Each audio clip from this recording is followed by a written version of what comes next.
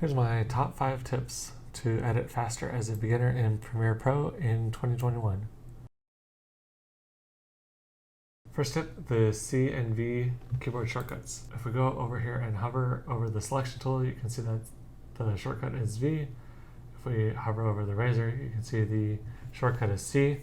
So this just allows us to load up those tools. So I hit C to load up the razor tool and cut, and then I can switch back with V to select. Tip number 2, ripple delete.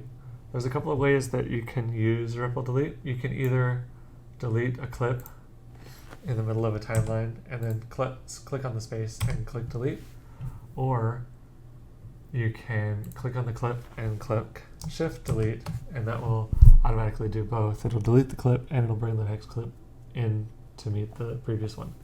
Tip number 3, the plus and minus shortcuts. So if you click on the minus key on your keyboard, that will zoom out.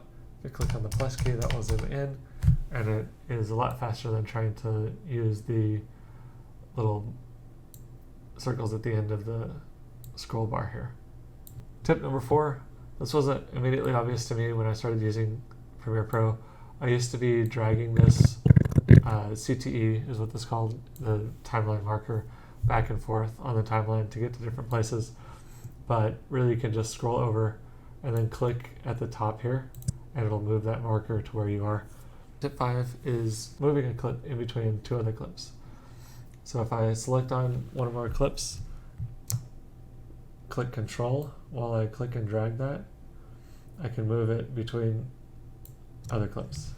For a bonus tip, I noticed my first video was not very good quality at all. I was doing a tutorial video and you could barely read the text on the screen.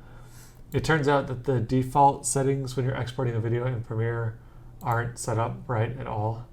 So here's how to configure those for good YouTube videos. So if we open up the export settings window, first of all for format, click on H264. And then in preset, there's actually a bunch of really cool presets that you can use for Adobe Stock, for Facebook, Twitter, Vimeo, and YouTube. So you can click on YouTube 1080, YouTube 4K, whichever one you want to export. For now, click on 1080, and then use maximum render quality and use previews. Thanks for watching. Let me know down in the comments which tip helped you the most, and if you'd like to see more content like this, let me know that as well.